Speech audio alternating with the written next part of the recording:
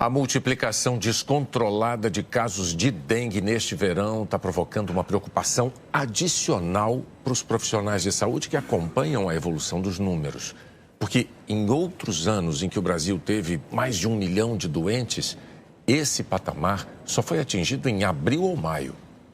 O desconforto da dor no corpo, nos olhos, da febre persistente só aumenta com a longa espera por atendimento. É desumano, né? Porque a gente sai de casa na esperança de um atendimento rápido e chega aqui e fica essa espera toda. De vez a gente melhorar, a gente acaba piorando ainda mais. Difícil, com muita dor, não estou conseguindo comer, tomando só água. A cada dia que passa, chega mais gente às unidades de saúde. Desde semana passada, eu fui no posto, fui diagnosticada, agora meu esposo, minha filha, e está lotado. Este ano, a dengue se espalhou mais rápido. Os números de 2024 aumentaram bem antes do esperado. Até o fim de fevereiro do ano passado, o país teve pouco mais de 200 mil casos prováveis da doença. Neste ano, o Brasil já tem quase 1 milhão. Número que só foi atingido em 2023, no mês de maio.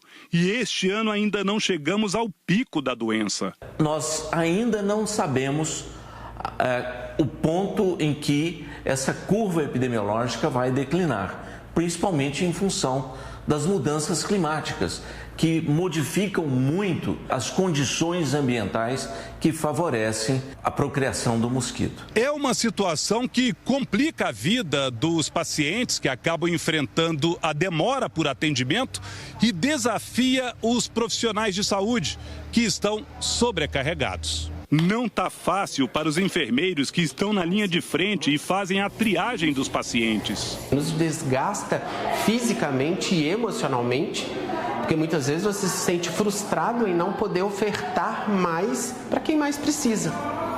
Então, muitas vezes você precisa remanejar certas situações. A orientação para quem apresenta sintomas da doença é para que procure um médico. O doutor Gabriel chega a atender mais de 100 pessoas por dia.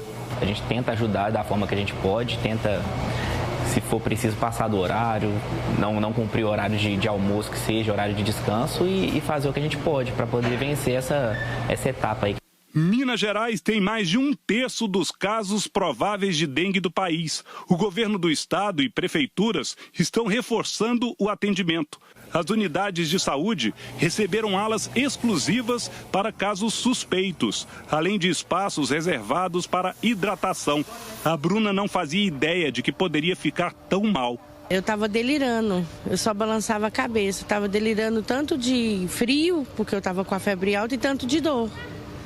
Eu estava sendo carregada pelo meu esposo e pelos médicos na cadeira de roda, porque eu estava delirando. Hoje, o Ministério da Saúde informou em coletiva que o aumento de casos tem motivos diversos, mas as alterações climáticas e a mudança nos sorotipos circulantes da dengue são os principais fatores. E anunciou o dia D de mobilização de combate à dengue para o próximo sábado. Todos os estados e o Distrito Federal devem se mobilizar para a campanha 10 minutos por semana contra a dengue, com ações de prevenção e eliminação dos focos do mosquito. O dia D vai reforçar isso, o controle dos focos, toda essa questão de cuidado que envolve todos os poderes e envolve também a responsabilidade das cidadãs e dos cidadãos, mas também sabemos que quando os casos explodem, a nossa grande preocupação como gestores tem que ser salvar vidas, e daí a questão de uma atenção integrada, do cuidado. O médico infectologista Carlos Starling reforça que esse é o caminho. A ação de combate ao Aedes aegypti deve ser coletiva e contínua. Combater o mosquito apenas no momento de pico epidêmico é pouco eficaz. Então é importante que esse combate aconteça nos 12 meses do ano. Mais calor e umidade ajudam na propagação do mosquito. Vamos ver então como fica a previsão do tempo amanhã em todo o país. Eliana, boa noite. Boa noite, Renata, Bonner, e para você. O fenômeno climático El Niño, que aquece o planeta de uma forma geral, predomina até março. Nesse gráfico, as barras em laranja indicam o El Niño, em cinza um período neutro e em azul o início da Laninha, o inverso do El Niño e que normalmente faz as temperaturas baixarem. Mudança esperada em junho. Enquanto tiver calor, a dengue preocupa. Coincidentemente, a doença teve explosão de casos em anos de El Niño. Entre 2000 e 2023, tivemos 7 anos com mais de 1 milhão de casos, 5 sob a influência desse fenômeno.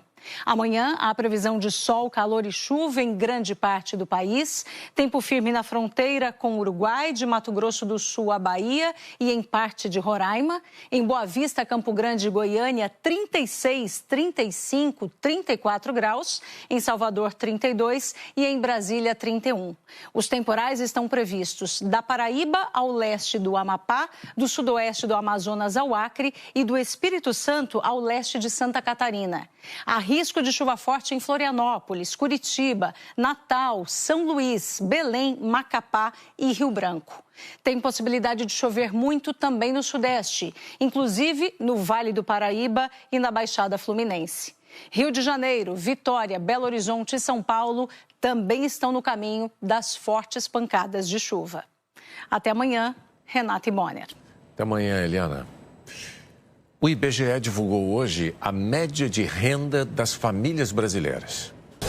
A Gerlaine conquistou várias promoções ao longo dos 24 anos trabalhando no supermercado.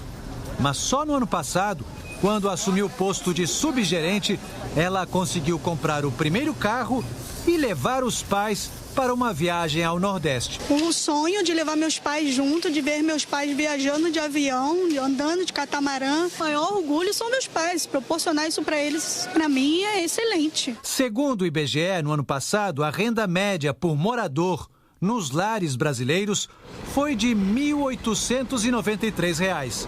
Em 2022, a média per capita era de R$ 1.625. O economista Fernando de Holanda Barbosa Filho explica que esses valores não levam em conta a inflação do período. Esse aumento que teve entre um ano e outro, embora seja grande, na prática ele é um pouco menor porque ele não leva em consideração a variação da inflação que acaba reduzindo os bens e serviços que as pessoas podem adquirir com essa renda adicional. O rendimento domiciliar per capita é calculado somando todos os salários, benefícios e outras fontes de renda que uma família recebe durante o mês. E depois dividindo o valor total pelo número de moradores da casa. A geração de emprego, sobretudo formal, e benefícios sociais impactaram a renda. O que explica esse rendimento mais forte é um misto do mercado de trabalho mais aquecido do que você esperava, que favorece o trabalhador a ganhar mais, e um aumento dos programas de transferência de renda. O dado divulgado pelo IBGE serve como parâmetro para a distribuição dos recursos do Fundo de Participação dos Estados. O Distrito Federal tem a renda por morador mais alta do país, com R$ 3.357, enquanto que no Maranhão, onde a renda é mais baixa, essa média é de apenas R$ 945. Essa rede de supermercados afirma que promoveu mais de 400 pessoas graças ao bom desempenho das vendas no ano passado. E muitas vezes o aumento de salário de uma pessoa significa mudança de qualidade de vida para toda a família. A Jaqueline, que trabalhava como balconista, virou subencarregada de laticínios. A senhora gostou? Minha filha, pega um docinho de mamão, bota, coloca nele. Muito bom. Não é gostoso? A diferença no valor do salário mudou a vida dela, da mãe dela e, de quebra, garantiu melhores cuidados para a Núbia, a cachorrinha da família. Você imagina, antes eu não conseguia levá-la ao veterinário. Hoje eu posso falar, eu consigo pagar minha conta de energia, eu consigo pagar minha conta de água e eu tenho ar-condicionado. Você vai deixando de sobreviver, você vai vivendo. Agora eu estou vivendo. Antes era um sobrevivente, né? Ministros de Finanças e presidentes de bancos centrais do G20 se reuniram em São Paulo para debater formas de promover o crescimento econômico e combater a pobreza. Depois de 2 dias de reuniões preparatórias, os debates da trilha de finanças do G20 foram abertos pelo ministro da Fazenda, Fernando Haddad. Ele falou por videoconferência porque está com Covid.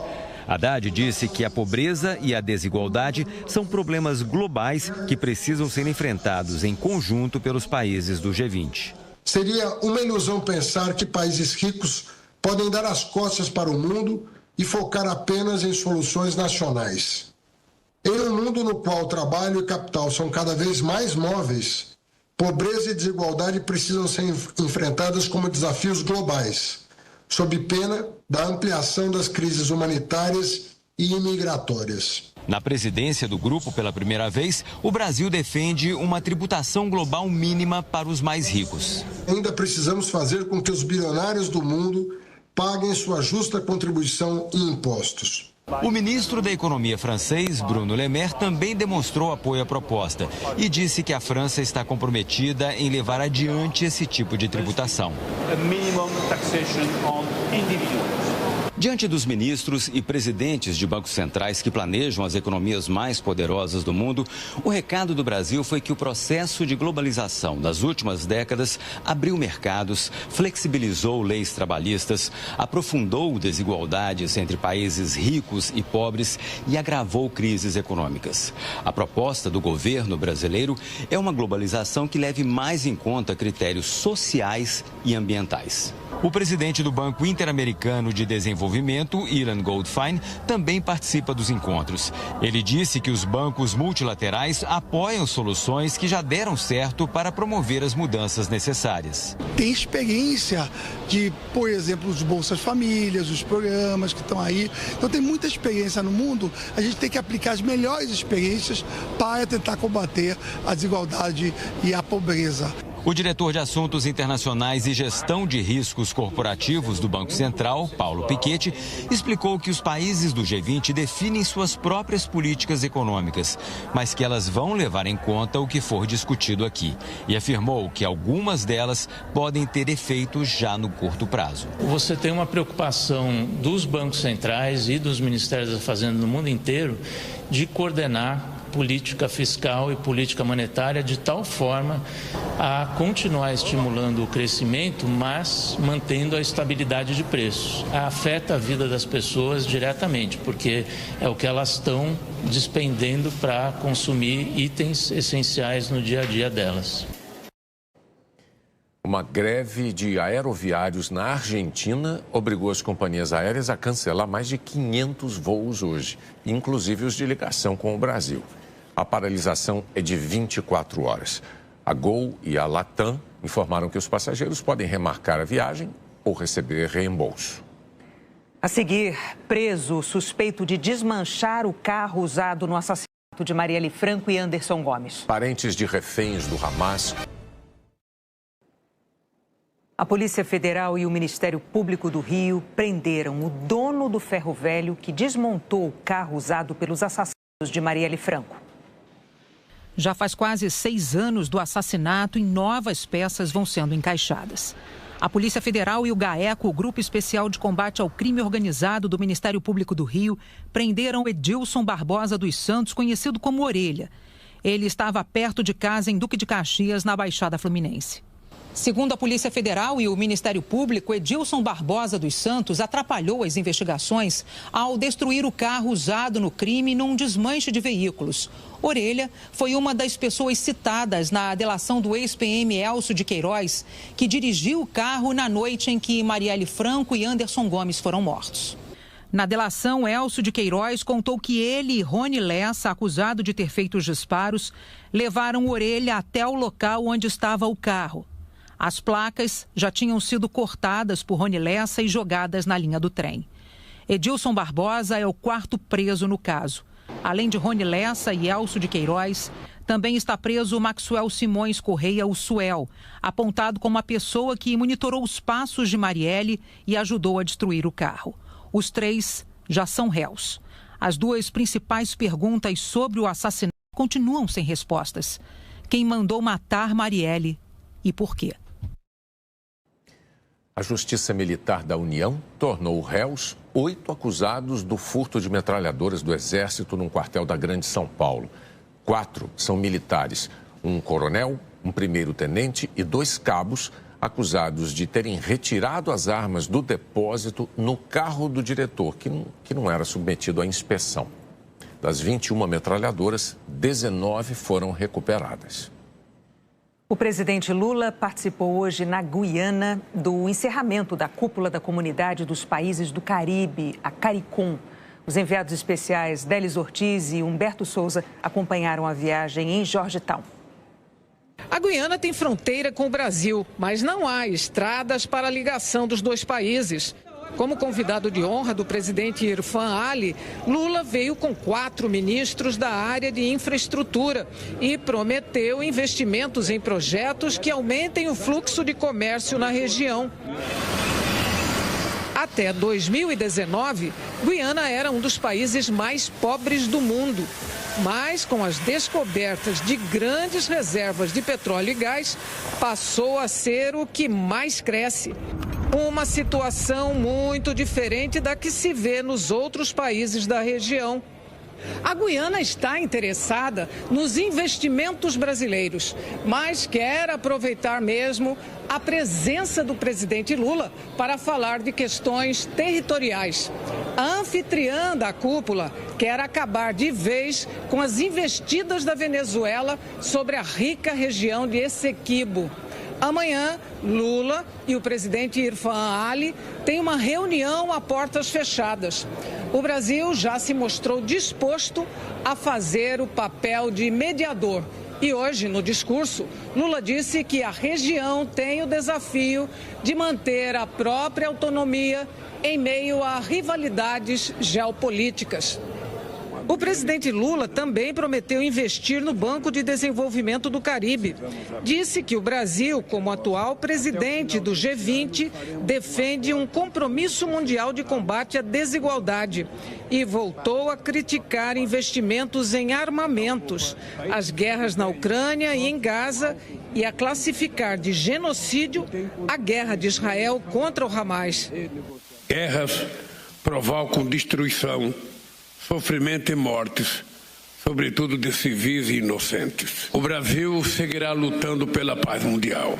Uma guerra na distante Ucrânia afeta todo o planeta, porque encarece os preços dos alimentos e dos fertilizantes. Um genocídio na faixa de Gaza afeta toda a humanidade, porque questiona o nosso próprio senso de humanidade e confirma uma vez mais a opção preferencial pelos gastos militares em vez de investimento no combate à fome, na Palestina, na África, na América do Sul ou no Caribe. Parentes de reféns levados por terroristas do Hamas começaram uma caminhada que deve durar 4 dias para pressionar o governo israelense a entrar num acordo que liberte as vítimas. A marcha começou no sul de Israel, perto da faixa de Gaza, onde aconteceu o Festival Nova, um dos principais alvos dos ataques do dia 7 de outubro, quando 1.200 pessoas foram assassinadas e mais de 240 foram sequestradas. As famílias dos reféns vão caminhar até Jerusalém. O gabinete de guerra é responsável por garantir que no atual acordo todos os reféns sejam incluídos, diz Ronen, pai de Omer, de 22 anos, um dos 134 reféns que ainda estão em Gaza. Na faixa de Gaza, um alerta das Nações Unidas. Mais de 500 mil palestinos estão a um passo da fome no território. Segundo a ONU, o restante da população está precisando de comida desesperadamente. Esta família só encontra cactos para comer no norte de Gaza. Não sobrou mais nada para comer, diz Marwan. Antes tinha cenoura, mas acabou. Não tem mais nada nos mercados. Então, apelamos para a última opção, os cactos. Comemos mesmo com os espinhos, até as crianças. Um carregamento de ajuda humanitária que chegava por avião levou multidões a correr para o mar na segunda-feira. Alguns foram de bote buscar o que caiu na água. No centro da faixa de Gaza, os ataques continuam. Em Deir al-Balá, médicos procuravam sobreviventes com lanternas depois que um bombardeio aéreo israelense atingiu uma casa. Já são ao menos 29.954 palestinos mortos em Gaza, de acordo com o Ministério da Saúde, controlado pelo Hamas. Amanhã, 2 grupos palestinos rivais, o Fatah, que governa a Cisjordânia, e o Hamas, vão se reunir em Moscou para discutir a formação de um futuro governo palestino e a reconstrução de Gaza. O encontro será dias depois de o primeiro-ministro palestino renunciar, abrindo caminho para uma reforma na autoridade palestina. O presidente da Ucrânia buscou hoje mais apoio dos países vizinhos na guerra contra a Rússia. Enquanto Moscou aumenta suas vantagens no fronte, Kiev tenta aumentar a sua capacidade de defesa. A reunião de líderes na Albânia ocorre num momento em que os Estados Unidos diminuíram muito a ajuda à Ucrânia, seja econômica ou militar. O presidente ucraniano propõe produzir armas com os vizinhos. Volodymyr Zelensky disse que todos devem se preparar para os próximos passos do presidente russo. Uma das preocupações que ocuparam os jornais hoje foi o pedido de proteção a Vladimir Putin pelas autoridades da autoproclamada República da Transnistria, uma região separatista da Moldávia. Segundo os separatistas, por causa da pressão econômica exercida pelo governo da Moldávia. A Transnistria é uma estreita faixa na fronteira entre a Ucrânia e a Moldávia. A presidente da Moldávia, Maia Sandu, disse que o governo dela está empenhado numa solução pacífica e agradeceu à Ucrânia por ajudar a manter o país seguro. No Parlamento Europeu, em Estrasburgo, a presidente da Comissão Europeia, Ursula von der Leyen, fez um discurso mais de guerra do que de paz. Devemos estar preparados e tudo isso começa com a necessidade urgente de reconstruir, reabastecer e modernizar as forças armadas dos Estados-membros. Ela sugeriu usar o lucro dos bens russos congelados na Europa para financiar a compra de suprimentos militares para a Ucrânia. Também no parlamento, a viúva de Alexei Navalny falou que Vladimir Putin é capaz de tudo.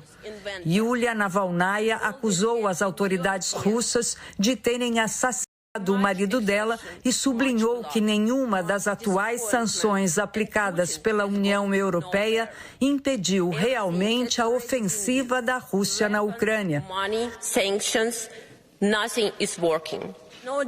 Vocês não podem achar que ele é um homem de princípios e que segue a ética e as regras. Vocês não estão lidando com um político, mas com um monstro sanguinário, disse a viúva de Navalny. O opositor de Putin será enterrado na sexta-feira em Moscou. Aliados de Navalny acusam o Kremlin de tentar interferir para abafar a cerimônia, depois que vários locais se recusaram a sediar o funeral. A seguir, a 6ª redução da taxa máxima de juros de empréstimos consignados. Uma obra inacabada que... O Conselho Nacional da Previdência Social reduziu pela 6ª vez a taxa máxima de juros de empréstimos consignados dos aposentados e pensionistas. No caso do consignado com desconto na folha de pagamento, o teto é de 1,72% ao mês. Nas modalidades cartão de crédito e cartão consignado de benefícios, 2,55% ao mês. Uma obra que deveria ter melhorado o trânsito está completando 8 anos de atraso em São Paulo.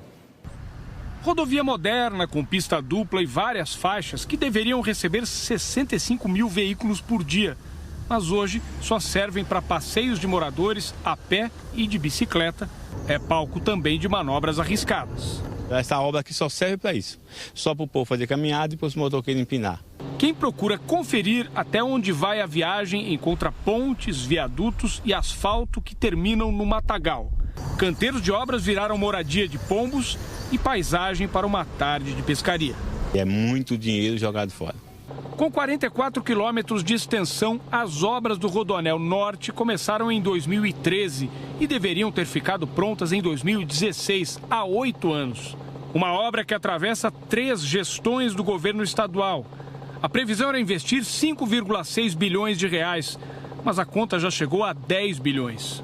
Esse é o trecho que falta para a conclusão do Rodoanel, um complexo viário que contorna a cidade de São Paulo e interliga algumas das principais rodovias do país, criando alternativas às já supercongestionadas marginais da capital paulista.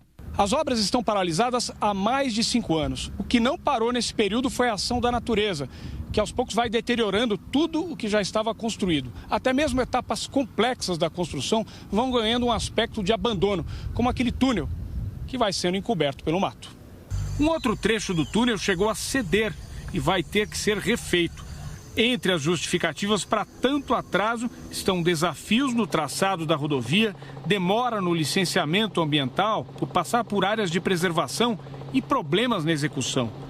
Um estudo do Instituto de Pesquisas Tecnológicas encontrou 1.300 falhas no projeto e na construção, como erosões, infiltrações e colunas desalinhadas.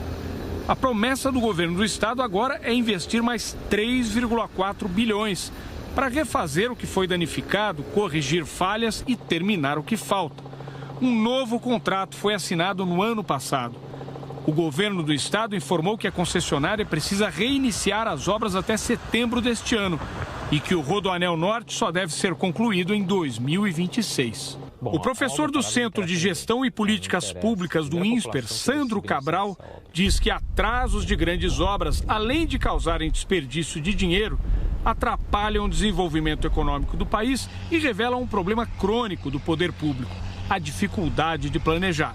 Via de regra, obras paradas são reflexos de projetos ruins. Então, ao longo do tempo, a gente foi perdendo no setor público essa capacidade de fazer bons projetos. E com projetos ruins, a tendência é que os projetos, ao serem executados, eles sejam executados de uma forma ruim também. Nosso problema não é a falta de lei, nosso problema é ter melhor capacitação em gestão. O Tribunal Superior Eleitoral aprovou 12 normas para as eleições municipais de outubro. A principal delas é sobre o uso da inteligência artificial nas campanhas dos candidatos. Um mundo de possibilidades na tela do computador. Uma inteligência artificial a serviço da inteligência humana, mas que acaba sendo nociva nas mãos de criminosos. É contra esse tipo de mau uso que o Tribunal Superior Eleitoral aprovou uma resolução inédita. Já nas eleições deste ano para prefeito e vereadores, os candidatos terão que destacar na propaganda eleitoral que aquele conteúdo, um desenho ou uma sequência de imagens de campanha foi produzido ou manipulado por inteligência artificial. Os candidatos não poderão usar aplicativos para simular conversas deles com quem quer que seja, pessoas reais ou inventadas.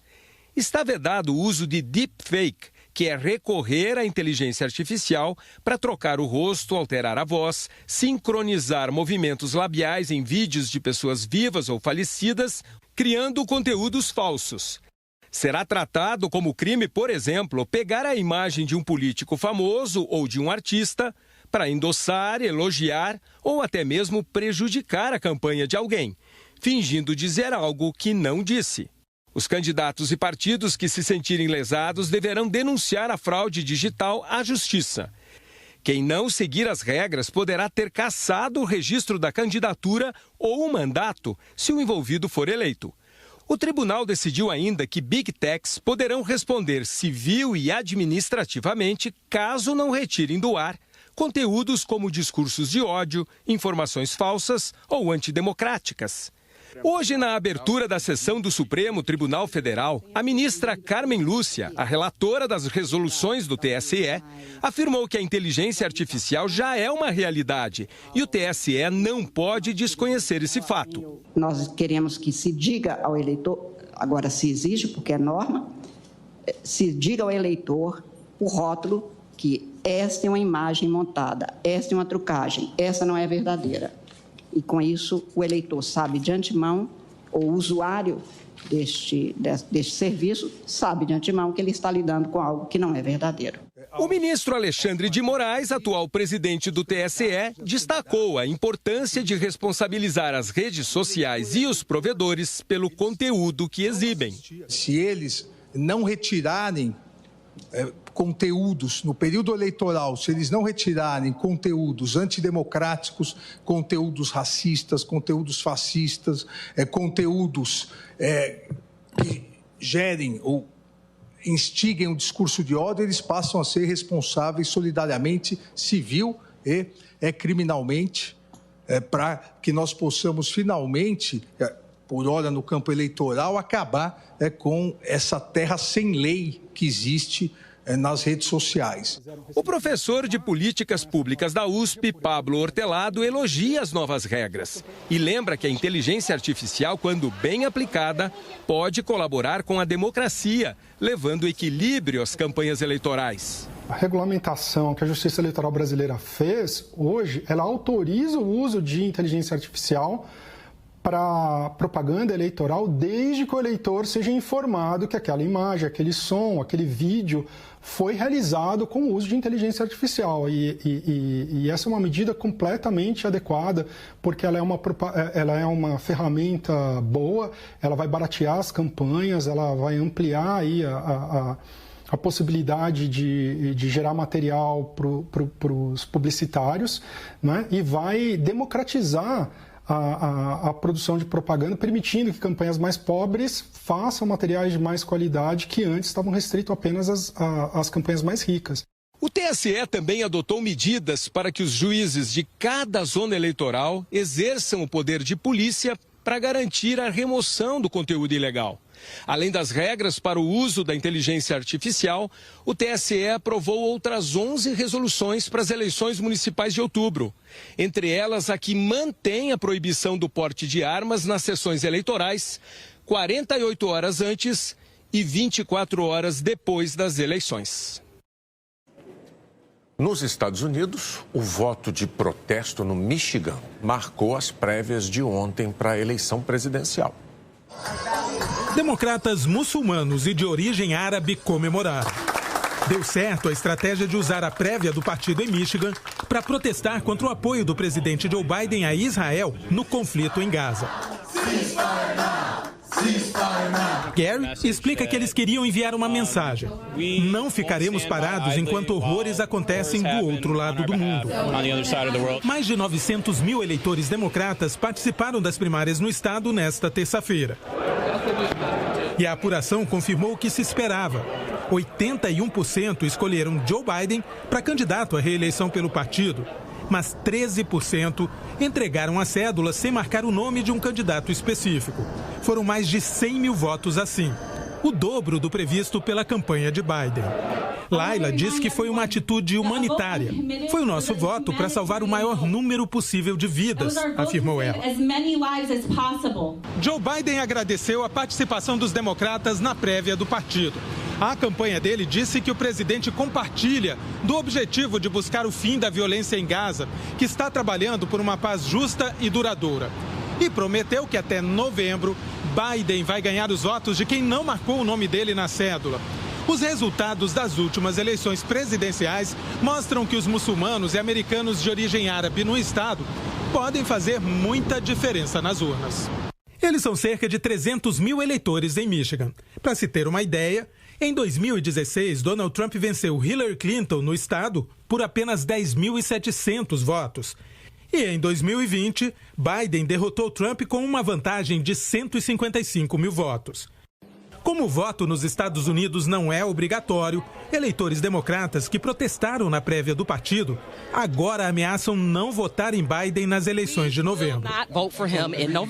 Aliados tentam evitar que o protesto contamine a campanha de reeleição do presidente, que ainda enfrenta insatisfações com sua política econômica e de imigração.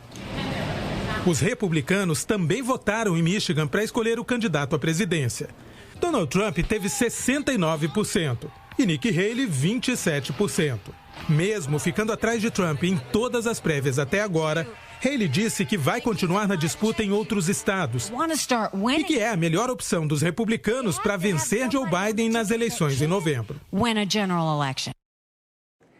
A Suprema Corte americana vai julgar se o ex-presidente Donald Trump tem ou não imunidade presidencial em relação às acusações de ter tentado inverter o resultado da eleição que ele perdeu em 2020. No começo do mês, a Justiça Federal em Washington tinha decidido que Trump não tem imunidade e a defesa do ex-presidente recorreu. A audiência está marcada para o dia 22 de abril e a decisão deve sair até junho. A seguir, o que esperar dos nossos atletas paralímpicos em Paris? O desempenho dos nossos atletas nas últimas edições das Paralimpíadas fez do Brasil uma potência dessa competição mundial. E isso ajuda a explicar as expectativas positivas do Comitê Paralímpico Brasileiro para os Jogos de Paris, que começam daqui a exatamente 6 meses. Petrúcio Ferreira já perdeu as contas de quantas vezes ouviu a mesma pergunta. Muitas pessoas perguntam, né? Pô, mas você só falta uma mão, tem umas 2 pernas boas, então consegue correr normal, né? Eu só olho para a pessoa e respondo assim: então tenta amarrar uma mão e correr em linha reta. Aí você vai saber a dificuldade que o Petrúcio enfrenta. Sem a mão e parte do braço esquerdo, o equilíbrio corporal fica comprometido. Algo contornado, com muito treino. Ele usa a força do abdômen e das costas para não perder o rumo na corrida. E virou, assim, um atleta dominante. 2 Paralimpíadas, 2 ouros olímpicos nos 100 metros na categoria T47, para atletas com deficiência nos membros superiores. Na carreira, até aqui, foram 12 recordes mundiais em provas de velocidade. Não por acaso, ele é recebido por onde passa como estrela internacional. É muito legal, né, o reconhecimento, principalmente quando a gente chega em grandes competições, muitos outros atletas do mundo inteiro me reconhecendo, tentando trocar uma ideia, perguntando às vezes como é a minha forma de treino, como é o trabalho feito, né, para chegar a obter esses bons resultados. Por conta de atletas como o Petrúcio, o Brasil trilhou uma caminhada de resultados consistentes nas Paralimpíadas. Nas últimas 4 edições, o país terminou entre os 10 melhores no quadro de medalhas. E o cenário para Paris é bastante promissor. O Comitê Paralímpico Brasileiro já revelou que a meta para este ano é conquistar de 70 a 90 medalhas e ficar entre as 8 melhores delegações. Uma pessoa que enxerga bem tem essa visão na hora de cair na água. Agora imagine nadar sem noções exatas de espaço, das raias ou dos limites da piscina. A Carol Santiago consegue, e muito bem. Com uma técnica apurada, por anos de treinamento, ela não perde a direção e é capaz de nadar várias provas em alta velocidade. No Mundial de Natação do ano passado, Carol pendurou 8 medalhas no peito, sendo 5 de ouro na categoria S12 para atletas com deficiência visual. Aos 39 anos, ela cuida bem da cabeça para o corpo conseguir render. Quando eu estou preparada psicologicamente, eu chego com um a mais lá e eu consigo colocar tudo o que eu treinei em prática. Se a gente fizer tudo certo, né, no caminho que a gente já aprendeu, a gente tem tudo para dar os melhores resultados em Paris. Faltam 6 meses para o Brasil defender o status de potência paralímpica na França. E a construção disso vem no dia a dia. Por trás de tantas medalhas, tem trabalho e tem gente. O Jornal da Globo é depois de Cine BBB. Boa noite. Boa noite.